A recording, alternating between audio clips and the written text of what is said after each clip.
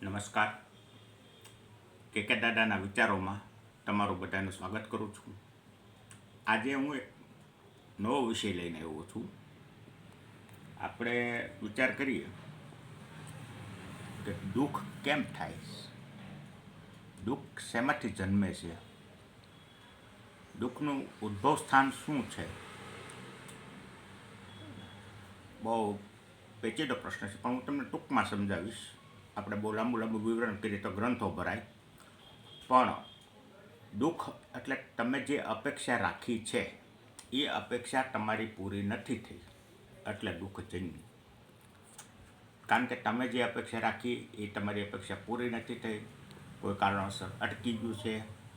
તો એ શું કામ અટકી ગયું છે, કેવી રીતે એ આગળ વધારવું દુઃખ, એમ નહીં.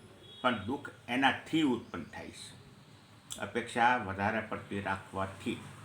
તો અપેક્ષા તમે મર્યાદામાં રાખો કે ભાઈ મને આટલું કામ કરું તો એટલા રૂપિયા તો મળવા જ જોઈએ, ન મળે તો તમને દુઃખ લાગે, તમારો આત્મા દુઃખી થાય.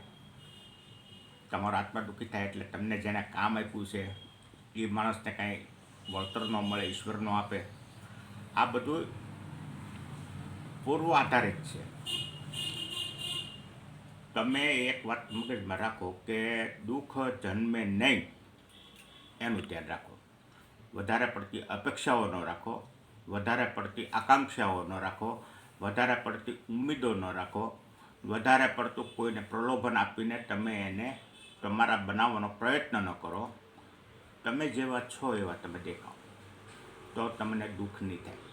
પણ તમે તમારી જાતને એવું બતાવવા માગતા હો કે મને જ બધી ખબર પડે છે, તો કે મને પોતાને નથી ખબર પડતી, આ તો મારો વિચાર છે એ હું રજૂ કરું છું. એમાં તમે મને કોમેન્ટમાં જણાવી શકો છો. મારી કરતાં પણ તમારી પાસે સારા વિચારો હોય તો તમે કોમેન્ટમાં જણાવી શકો છો. મને પણ કંઈક જાણવા મળશે. આ તો મેં નિશાળ શરૂ કરી છે. જેમ બાળક નિશાળે જઈને એકડે શરૂ કરે એમ મેં આ એક પ્રયત્ન કર્યો છે.